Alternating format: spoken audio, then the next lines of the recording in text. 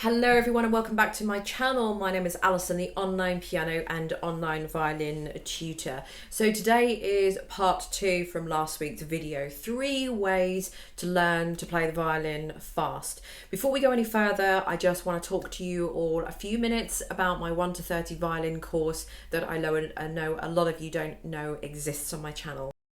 My 1 to 30 violin course is a fully comprehensive and professional course that guarantees to take you from a complete beginner to a very decent, accomplished intermediate level by the end of it.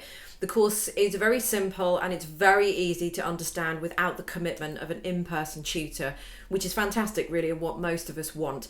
But it does guarantee to still give you the same level of skill that you would get from a private tutor. This course has been based on my 20 odd years of private teaching that I've done through the course of my career. The course has been designed so that anyone at any age and any level can follow it. The lessons and videos are very easy to follow and you don't need any prior knowledge of any music or any other instruments or anything whatsoever.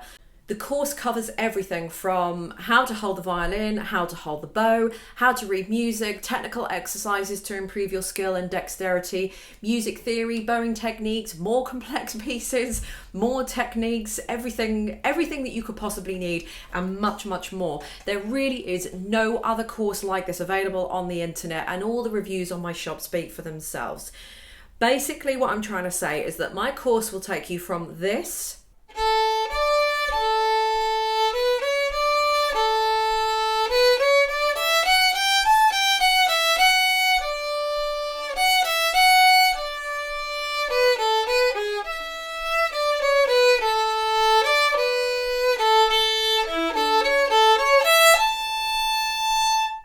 to eventually this.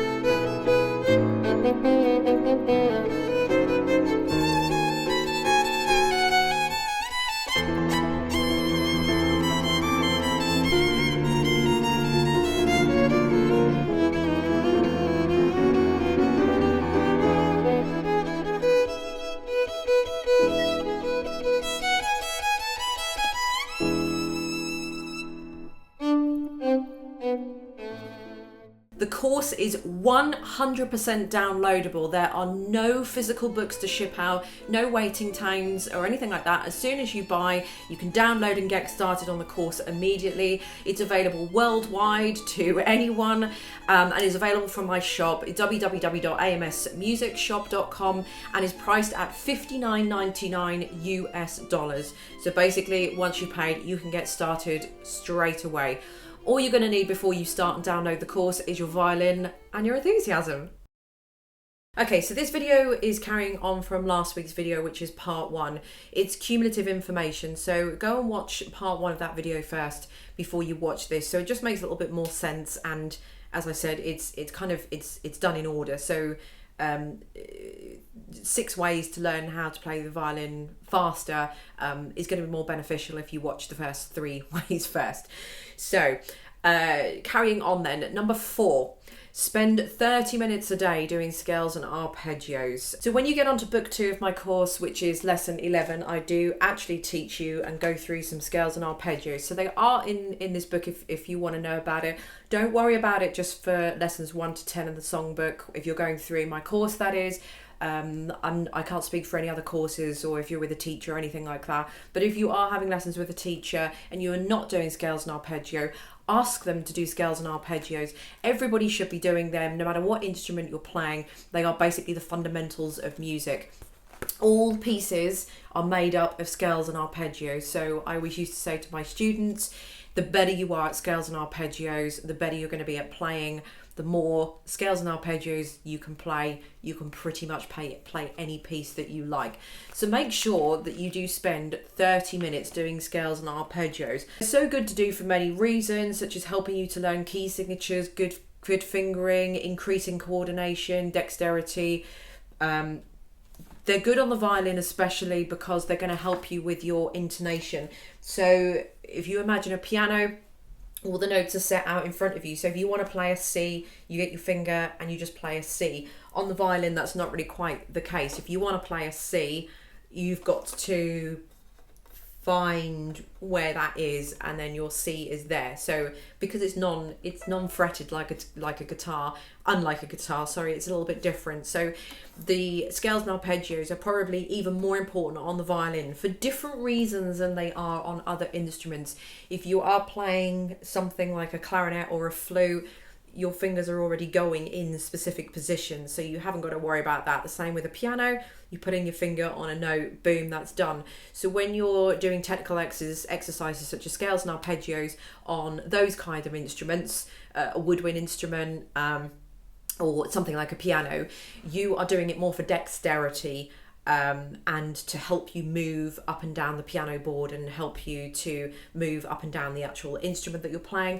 On the violin, dexterity is part of it as well, yes, but I would say the main thing on the violin is intonation. If you are used to playing a scale and your finger goes down in the same place every time,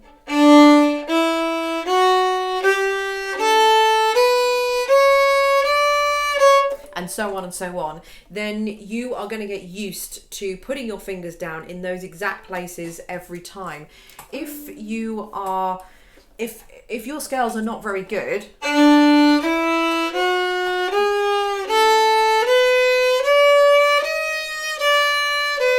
you know, that was on purpose, by the way, before anybody comes at me. If you're doing something like that, then you're going to be training your fingers to go down in those exact places. So use your scales and arpeggios to make sure your fingers know exactly where they've got to go, basically. So that's why scales and arpeggios are very, very important, because all pieces in music are made up of scales and arpeggios. If you look at any piece of music at all, for example, if you look at Ode to Joy, which is on page 3 of my songbook 1, this is the book that you would move on to after you've done lessons 1 to 10. Now, if you look at Ode to Joy here, you will see that you've got a B, B, C, D, D, C, B, A.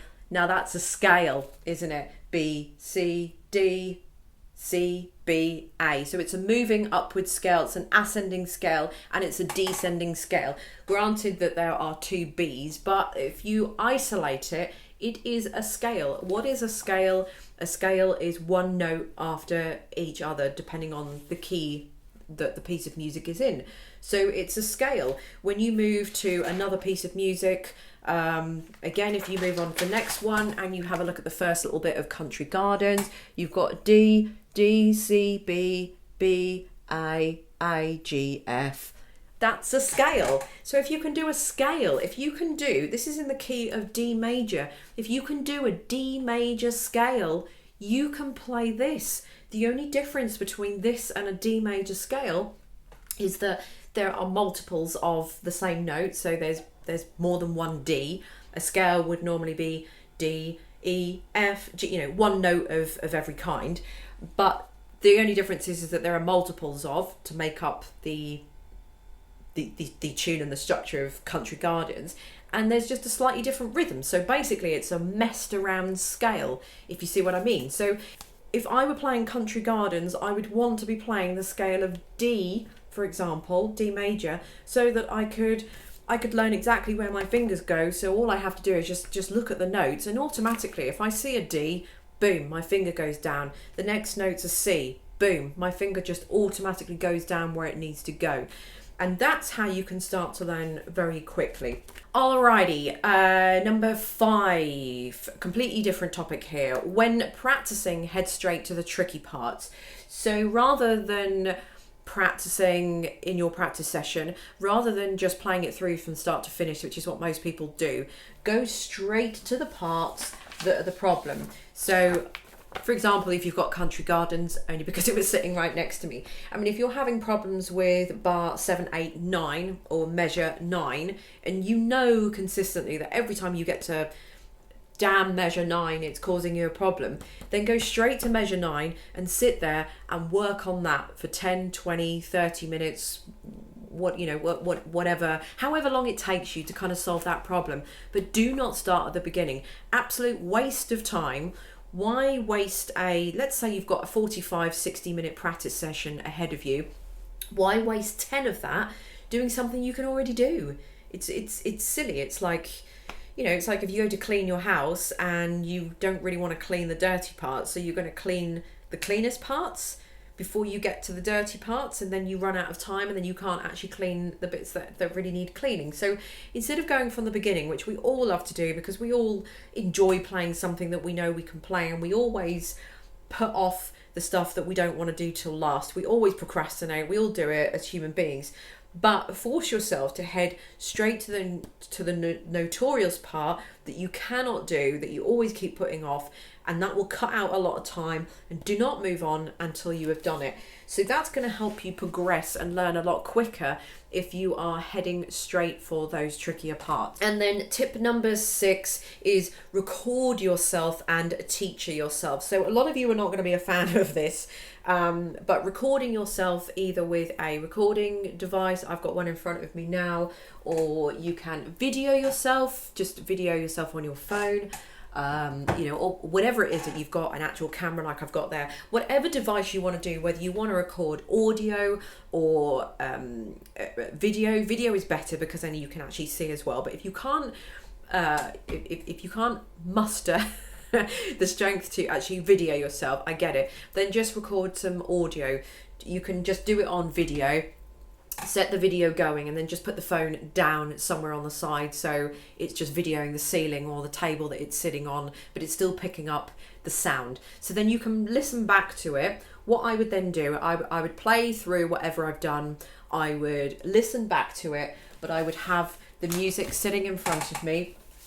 So I'd have the music sitting in front of me, I'd be armed with a pencil, I'd be playing it back, and I'd be going through it. This is what I do for my students. I get them to play, I have the music, or I sit next to them, they've got the music, they're playing from the music, and then every time I hear something I don't like, or a mistake, or whatever it might be, I'll circle the music. They'll be carrying on playing, and I'll just be circling notes, or I'll make notes on a notepad, whatever I feel benefits at the time. Then once they've got to the end, I'll say, right, first mistake or first circle was the D in bar 1 because of so and so reason. The next one was this one. The rhythm wasn't quite right. Let's see if we can sort that out, and so on and so on.